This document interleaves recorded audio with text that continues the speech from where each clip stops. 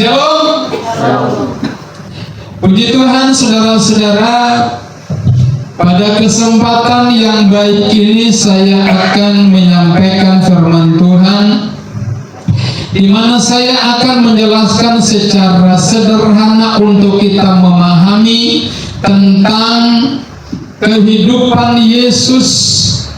Ya, tentang Yesus itu adalah Tuhan dan Yesus itu adalah Allah.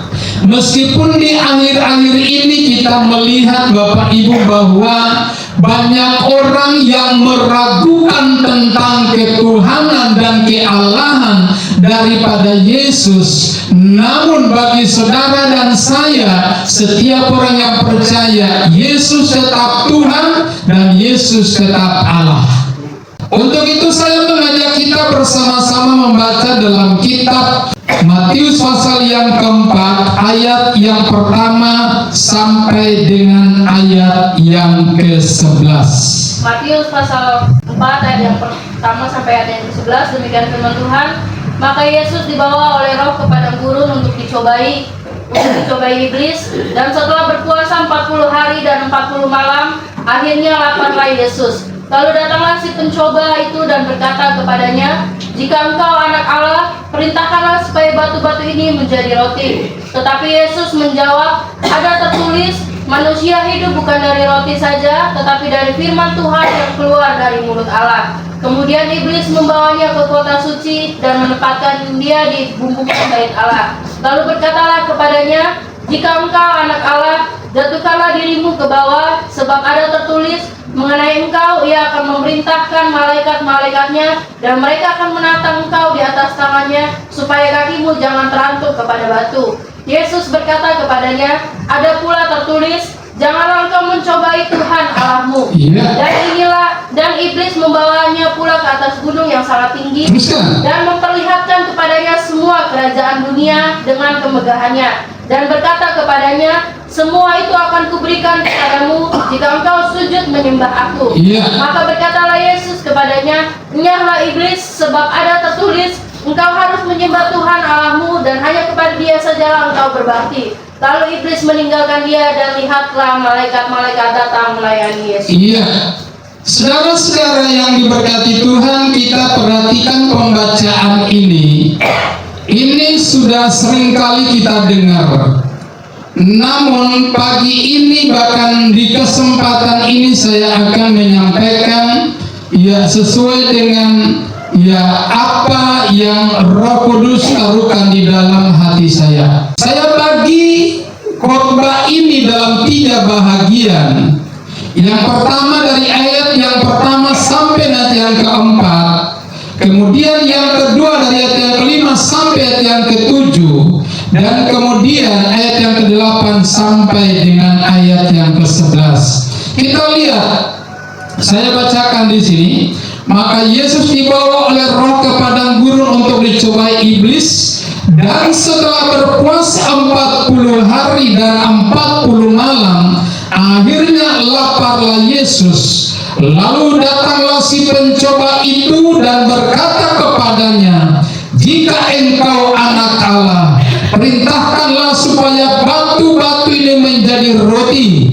Tetapi Yesus menjawab, "Ada tertulis, manusia hidup bukan dari roti saja, tetapi dari setiap firman yang keluar dari mulut Allah." Saudara, kita lihat Yesus menghadapi sebuah persoalan dalam hidup, di mana dia dibawa oleh Roh naik atau masuk ke padang gurun untuk dia dicobai oleh iblis. Jadi kehadiran Yesus di padang gurun bukan atas kemauannya sendiri, tidak, tapi itu sudah ada dalam planningnya Tuhan, ada dalam agenda Bapaknya. Itu sebabnya Roh Allah bawa Yesus untuk dicobai di padang gurun. Perhatikan baik-baik supaya saudara tidak gagal paham, ya, dan Bapak Ibu mengerti benar-benar. posisi bahkan gelar jabatan Yesus itu seperti apa. Nah, kita lihat di sini firman Tuhan berkata ketika Yesus berpuasa 40 hari 40 malam lamanya, maka secara manusia dia tentu mengalami apa yang disebut dengan lapar. Secara manusia.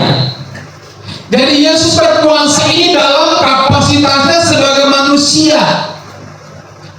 Dia berpuasa 40 hari tidak makan dan tidak minum. Dan setelah dia menyelesaikan puasanya, maka firman Tuhan berkata, datanglah si pencoba, datanglah iblis itu, datanglah setan itu untuk mencobai Tuhan Yesus Kristus. Saudara-saudara perhatikan sini. Sasaran utama daripada setan masalah perut. Karena dia memperhatikan Yesus itu begitu lapar. Itulah sebabnya dia menyerang Yesus dengan selalu makan dan minum. Dia berkata bahwa jikalau engkau anak Allah, suruhlah, perintahkanlah batu-batu itu menjadi roti untuk engkau makan. Saya mau bertanya Bapak Ibu, apakah Yesus bisa berubah batu menjadi roti? Bisa.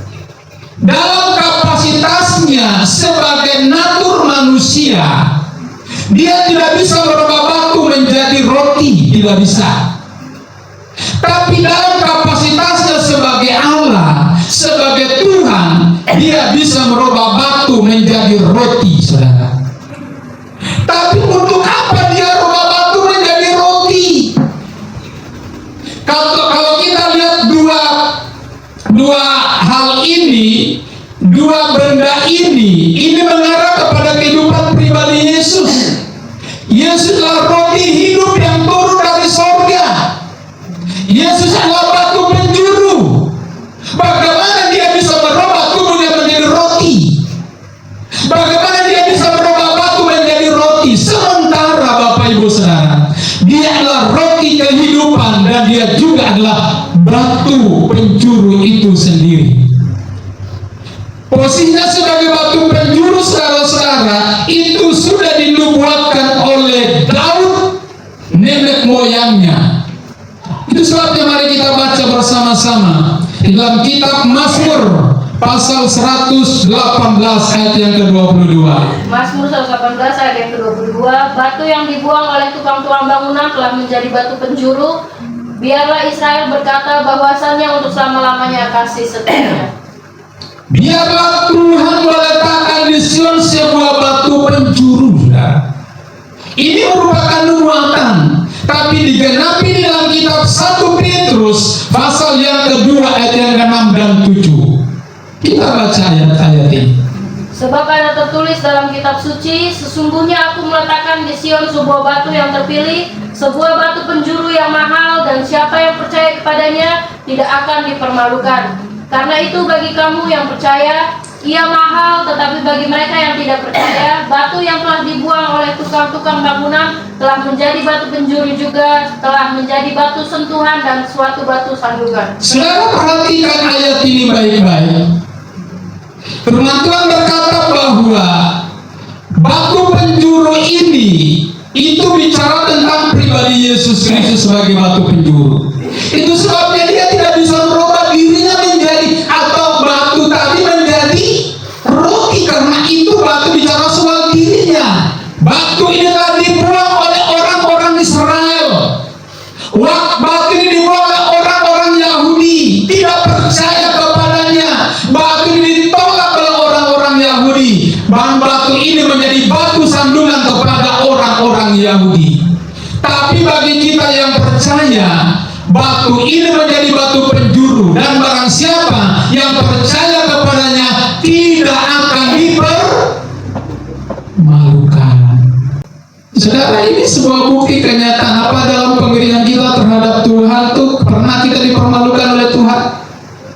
Tidak pernah kita dipermalukan oleh Tuhan. Justru ya, batu ini menjadi sebuah batu yang mahal bagi kita. Saya datang kepada penjelasan tentang anak Allah. Tadi iblis berkata, jikalau engkau anak Allah, suruhlah batu-batu ini menjadi roti supaya engkau makan. Anak Allah. Saudara, seringkali dalam pemikiran kita sebagai orang-orang Kristen atau dalam kekristenan kita, seringkali kita cuma menganggap Yesus itu sebagai anak Allah. Tapi pada dasarnya kita kurang pahami. Makanya saya mau kasih penjelasan supaya kita pahami, Bapak Ibu.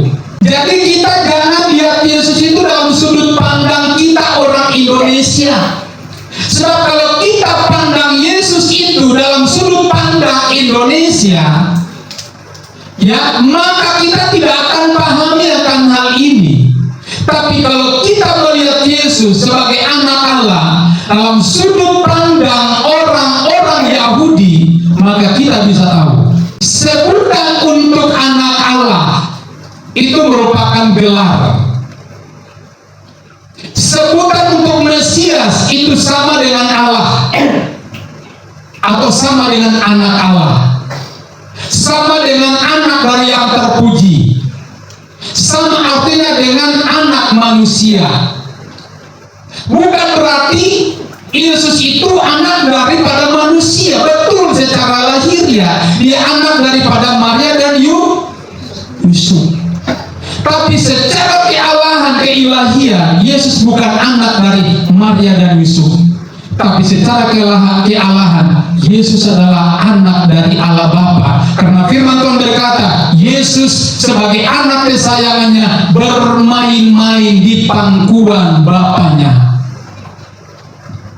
Saudara-saudara, jadi kita lihat dalam budaya orang Yahudi, ucapan anak Allah, ucapan Mesias, ya, gelar anak manusia itu ditujukan, diarahkan hanya kepada Allah. Saudara mengerti? Sekali lagi saya jelaskan ini. Gelar Yesus sebagai anak Allah, gelar Yesus sebagai anak dari yang terpuji, gelar Yesus sebagai anak manusia, gelar Yesus sebagai Mesias, artinya yang diurapi, itu hanya ditujukan kepada pribadi Allah. Ini membuktikan bahwa Yesus itu adalah Allah. Karena anak Allah itu ditujukan kepada Allah. Mesias itu ditujukan kepada Allah. Orang-orang Yahudi, orang Israel tidak mengerti tentang hal ini. Makanya mereka berkata, kami menantikan Mesias yang akan datang di kemudian hari. Padahal mereka tidak tahu bahwa Mesias atau Allah itu sementara ada di tengah-tengah mereka. Saudara-saudara yang diberkati Tuhan, jadi poin pertama kita sudah tahu, ya, kita sudah tahu. Yesus itu memiliki banyak gelar. Gelar sebagai anak domba, sebagai raja di atas segala raja, gembala yang baik, guru yang baik, imam besar agung, bahkan dia sebagai bintang timur. Semua Yesus ada dalam semua gelar. Dia adalah seorang penginjil, dia seorang nabi, dia sebagai rasul, dia sebagai gembala, dan dia juga sebagai guru. Yesus itu pribadi yang memiliki semua jabatan, saudara. Tapi nabinya Yesus bukan seperti nabi yang dituduhkan oleh saudara-saudara kita dari Kedar, dari Muslim. Ya, tidak. Nabi yang kita percaya itu pribadi Yesus. Dia adalah nabi besar dan dia merupakan nabi yang terakhir. Tidak ada nabi lagi. Orang-orang Muslim berkata bahwa Muhammad itu nabi terakhir, tapi saya katakan Muhammad bukan nabi terakhir. Firman Tuhan dengan jelas, Alkitab kekristenan, ajaran kekristenan, ajaran Yesus mengatakan Yesus adalah nabi yang terakhir, bukan siapa-siapa. Justru karena dia nabi terakhir, oleh sebab itu nanti dia sendiri yang akan datang pada kali yang kedua, bukan nabi yang lain. Musa tidak akan datang, Elia tidak akan datang, ya bahkan Henok tidak akan datang, meskipun mereka sekarang sudah ada di surga. Tapi yang datang pada kali yang kedua adalah pribadi daripada Yesus Kristus atau Mesias itu sendiri. Itu bagian yang pertama, saudara. Makanya ketika imam besar Kayafas dia bertanya kalau kita baca dalam Markus pasal 14 ayatnya yang ke-60 sampai ayatnya yang ke-62. Iya. Maka imam besar bangkit berdiri di tengah-tengah sidang dan bertanya kepada Yesus, katanya, tidakkah engkau memberi jawab atas tuduhan-tuduhan saksi ini terhadap engkau? Tetapi ia tetap diam dan tidak menjawab apa-apa. Imam besar itu bertanya kepadanya sekali lagi, katanya, apakah engkau Mesias, anak dari yang terpuji? Jawab Yesus, akulah dia, dan kamu akan melihat anak manusia duduk di sebelah kanan yang maha kuasa dan datang di tengah-tengah awan-awan di langit. Bapak Ibu, waktu Yesus ada di pengadilan, ahli-ahli Taurat, imam-imam kepala, majelis-majelis agama mencari berbagai kesaksian palsu untuk mempersalahkan pribadi Yesus. Dan ketika dituduhkan kepada pribadi Yesus tidak menjawab, satu kata pun tidak menjawab, saudara. Tapi waktu imam besar Kayafas berkata, apakah engkau anak dari yang terpuji? Ketika Yesus berkata pertanyaan itu, baru Yesus membuka mulut dan berkata, engkau sendiri yang mengatakannya. Saudara, kenapa Kayafas tidak berkata bahwa apakah engkau anak Allah? Karena orang-orang Yahudi kan itu sangat alergi buat mereka, ya sangat sakral buat mereka, untuk mereka menyebut Allah itu namanya. Jadi nama Allah dalam sebutan orang Ibrani, orang Yahudi itu adalah yaitu YHWH, Yahweh.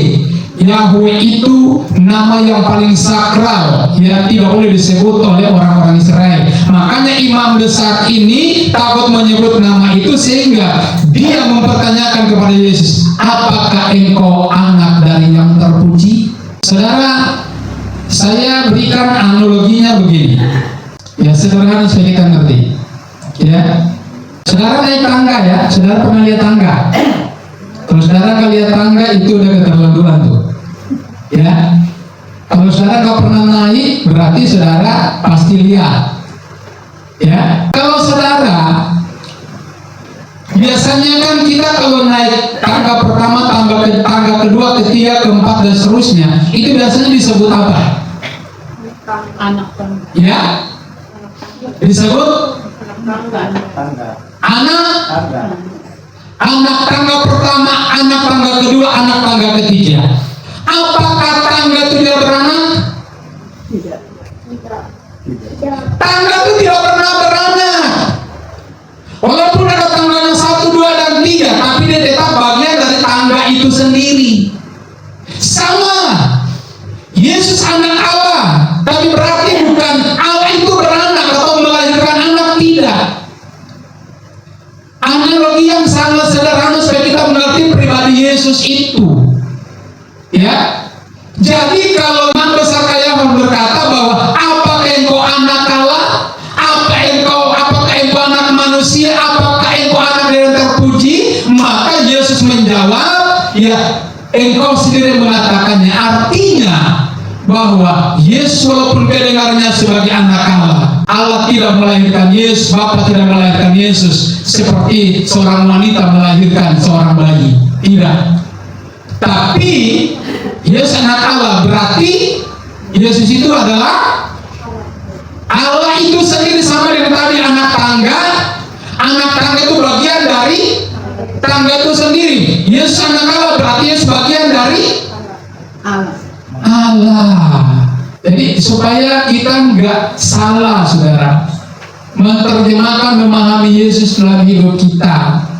Kalau orang memahami tidak gampang, tidak mudah untuk dia keluar dari Kristen atau dia meninggalkan Yesus, karena mereka nggak ngerti. Saya melihat akhir-akhir ini, Bapak Ibu Saudara, sangat disayangkan. Ya, ada yang punya gelar master teologi, ya, ada yang punya gelar sarjana muda teologi, ada yang punya gelar pendeta banyak. Ada beberapa orang saya lihat itu mereka meninggalkan keyakinannya terhadap Yesus sebagai Allah. Jadi saudara paham ya, saudara ngerti ya? Ya, seperti itu. Saudara adalah anak bangsa. Kita adalah anak bangsa Indonesia. Apakah bangsa Indonesia melahirkan kita sebagai anak?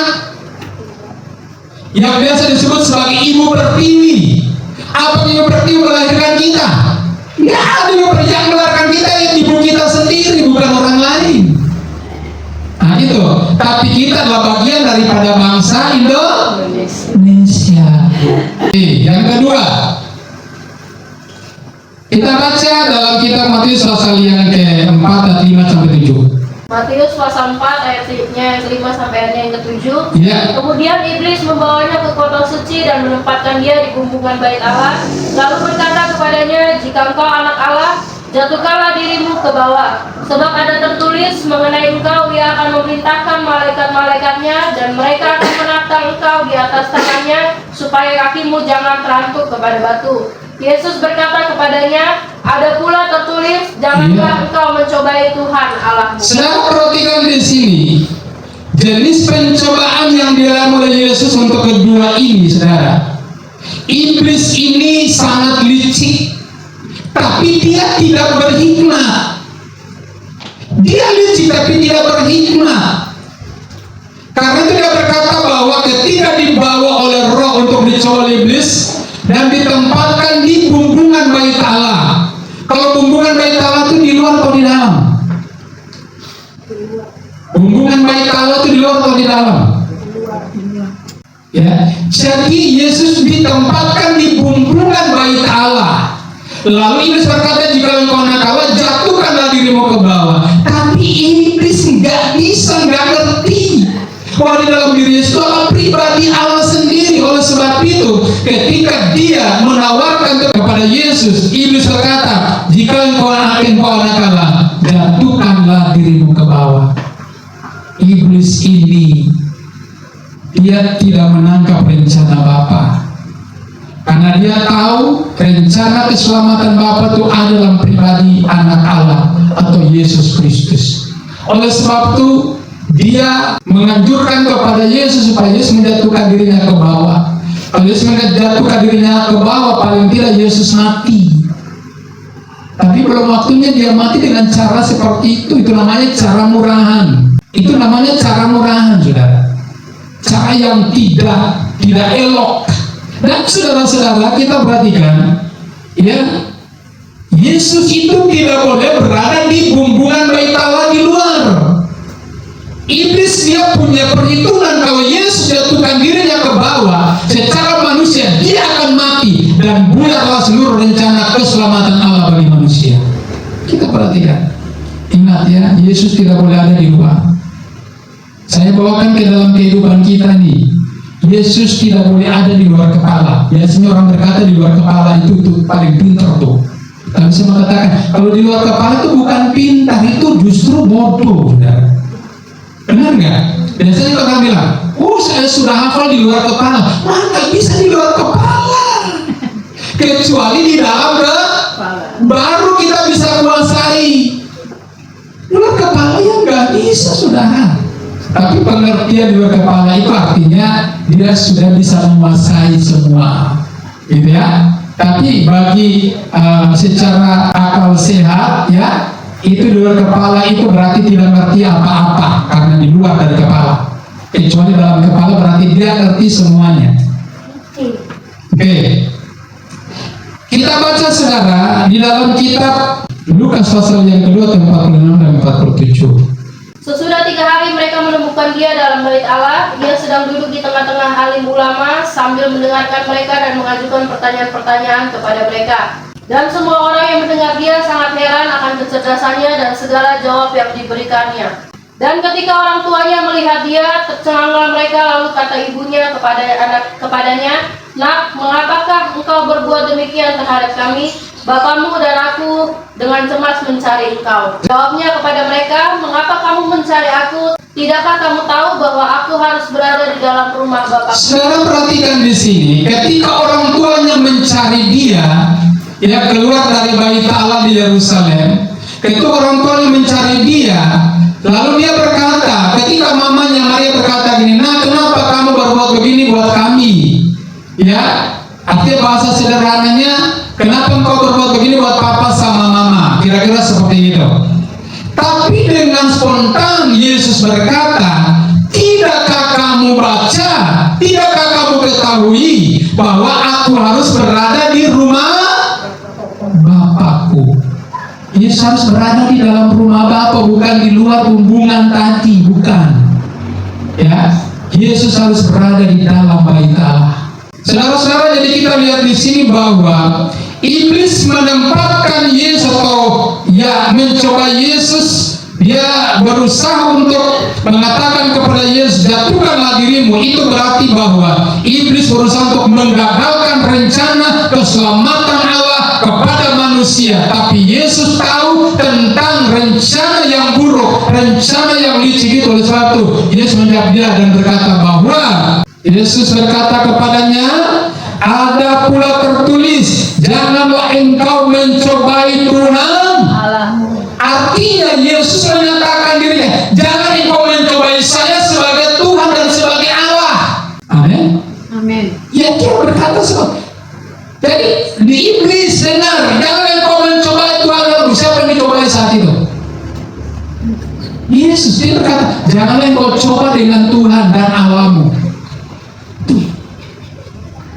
Dia tidak berkata jangan engkau mencobai Bapa di surga, tidak. Tapi jangan mencobai Tuhan Allahmu. Artinya jangan mencobai aku ini loh, aku ini Allahmu, aku ini Tuhanmu. Berarti iblis gagal, iblis kalah total. Jadi Bapak Ibu Saudara, ya jangan menyerah kepada iblis, ya. Jangan menyerah kepada setan. Nah, ketika hadapi sesuatu persoalan masalah, jangan menyerah. Kita harus menang karena Yesus menang. Hadapi semua persoalan, harus jawab dengan firman. Bukan kada tertulis, bukan kada tertulis, bukan kada tertulis. Jangan engkau mencobai Tuhan Allah. Ini jawaban Yesus, hanya firman yang dikatakan. Ya, jangan jawab dengan ini. Nanti kita enggak temu titik temunya, saudara. Yang terakhir, jadi kita sudah ngerti ya, janganlah engkau mencobai Tuhan Allahmu. Artinya iblis tidak boleh mencobai Yesus. Oke. Bagian yang ketiga, yang terakhir, Matius pasal 4, 8-11. Matius pasal 4 ayat yang ke-8 sampai 11. Ya. Dan iblis membawanya pula ke atas gunung yang sangat tinggi dan memperlihatkan kepadanya semua kerajaan dunia dengan kemegahannya, dan berkata kepadanya, semua itu akan kuberikan kepadamu jika engkau sujud menyembah aku. Saudara, Yesus tidak gubris dengan tawaran iblis, enggak. Yesus tidak matre, tidak. Kenapa? Karena semuanya dari Dia. Semuanya bersumber dari Yesus, jadi Yesus tidak matre.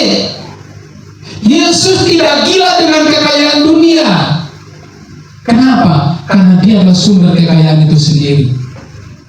Ya, oleh sebab itu ketika iblis memperlihatkan kemauan dunia kepadanya, dia benar-benar tolak, saudara. Nah, di depan kita ini, ya nanti ada tawaran-tawaran, kemauan-kemauan, ya dari dunia tawarkan kepada kita. Jangan kita terburu-buru tergiur untuk menerima semua tawaran-tawaran, saudara. Hati-hati, ini saat-saat sekarang ini, ya ditawarkan dengan sejumlah ini, uang ini, hati-hati benar.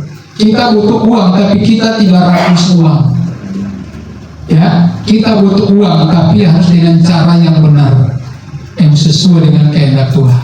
Ya, jadi saudara-saudara, jadi jelas sekali dikatakan bahwa ya ketika iblis memperlihatkan kemauan dunia kepada dia, Yesus tidak menerima tawaran itu, justru dia menolak, dan dia berkata, ayat terakhirnya dia berkata apa?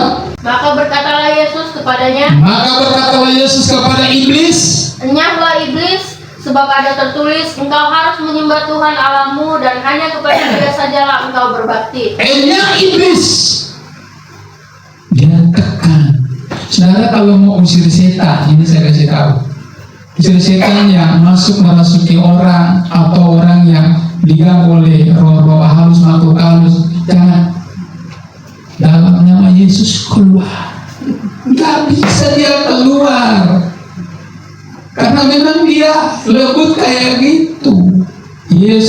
tidak. Yesus kalau berhadapan dengan manusia murni, Yesus tidak begitu bentak kayak gitu. Tapi ini Yesus berhadapan dengan iblis, Yesus bentak, janganlah engkau mencoba Tuhan Allahmu, sebab hanya kepada Dia saja engkau berbakti. Orang yang sudah hidup dalam Tuhan sekalipun, Bapak Ibu, saya lihat dan saya dengar dengan telinga saya sendiri, ya, masih berkaitan dengan orang mati, ya. Sakit sedikit ini bikin orang, memang kamu orang kaya saja tidak diganggu oleh santet-santetan. Ya, kita kaya apa sih? Jadi kalau kita sakit, ya sudah, kita introspeksi diri kita seperti itu baru benar. Harus tekan dia, keluar. Saudara, kalau kita perintah keluar, dia keluar, betul? Amin ya. Saudara, tim kita beberapa kali keluar daerah, apa yang Tuhan buat? Ketika perintah keluar, engkau tidak punya kuasa menyentuh orang yang percaya kepada Tuhan. Setan harus keluar. Ini setelah Yesus menolak tawarannya dan iblis berkata, "Nyapa engkau iblis?" Itu katanya itu terlalu kasar, saudara. Ya, itu ketegasannya luar biasa. Nyapa engkau, sama dengan pergi sana, mampus kau.